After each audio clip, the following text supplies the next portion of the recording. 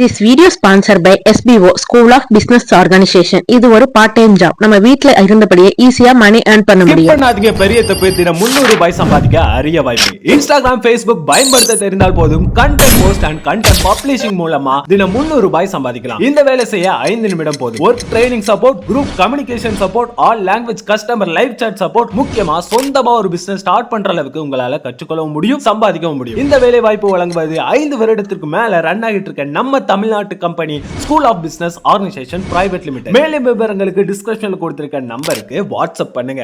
இன்னைக்கு நம்ம மக்கள் கவிஞர் பட்டுக்கோட்டை கல்யாண சுந்தரம் அவர்களோட மணிமண்டபத்துக்கு தான் வந்திருக்கோம். இந்த மணிமண்டபம் பட்டுக்கோட்டையில இருக்கு. இதோட டைமிங் காலைல 10 மணிலேருந்து ஈவினிங் 5:45 வரைக்கும் ஓப்பனிங்ல இருக்கும். இது வந்து பட்டுக்கோட்டையிலேருந்து முத்துப்பேட்டை போற ரோட்ல இருக்கு. பட்டுக்கோட்டை பஸ் ஸ்டாண்ட்லேருந்து ஒரு 10 நிமிஷம் தான் ஆகும்.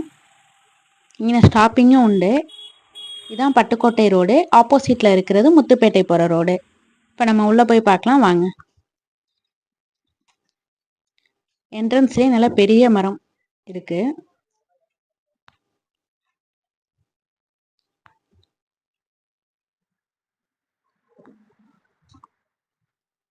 சைடில் கிட்ஸ் விளையாடுறதுக்கான ஒரு பிளே ஏரியா சின்னதாக கொடுத்துருக்காங்க.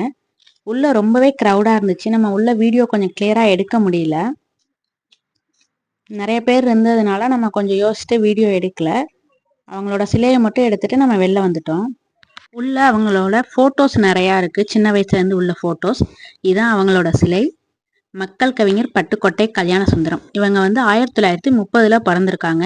இவங்க இறந்தது 1959. 29 வயதுலேயே அவங்க இறந்துட்டாங்க. இவங்க இறக்கும்போது இவங்களோட மனைவியும் ஒரு 5 மாத குழந்தை இருந்தாங்க. பட்டுக்கோட்டை கல்யாண சுந்தரம் அவர்கள் பட்டுக்கோட்டைக்கு பக்கத்துல உள்ள செங்கபரத்தான் காடு, பட்டுக்கோட்டையிலேருந்து ஒரு 1/2 hour ஆகும் போறதுக்கு. அங்கதான் மக்கள் கவிஞர் பிறந்தாங்க. மக்கள் கவிஞர் 250க்கும் மேற்பட்ட பாடல்களை எழுதியிருக்காங்க. இவங்க இளம் வயதிலே இறந்தாலும் 250க்கும் மேற்பட்ட பாடல்கள் எழுதியிருக்காங்க திரையுலகத்துல. அதுல முக்கியமா எல்லாருக்கும் தெரிஞ்ச மறிக்க பாடல்கள்னு பார்த்தோம்னா தூங்காதே தம்பி தூங்காதே, சின்ன பயலே சின்ன பய, செய்தி கேளடா, திருடாதே பாப்பா திருடாதே, இது போல நிறைய சாங்ஸ் அவங்க எழுதியிருக்காங்க. நிறைய பாடல்களும் திரையுலகத்துல ஹிட் ஆயிருக்கு. இதான் அதோட சைடு வியூ.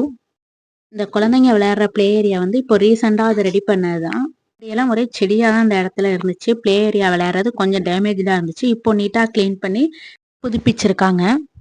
இதுக்கு 2 பக்கத்துமே டோர் இருக்கு. உள்ளே இருந்து நம்ம பார்க்கும்போது இப்போ சைடில் தான் நம்ம இறங்கி போகிறோம் வெளியில. இதான் அதோட சைடு வியூ. ஆனால் இங்கே இருக்கும்போது நல்லா அமைதியாக இருந்துச்சு. நிறைய பேர் இருந்தாலும் எதுவும் சவுண்ட்லாம் இல்லாமல் ரொம்ப அமைதியாக இருந்துச்சு.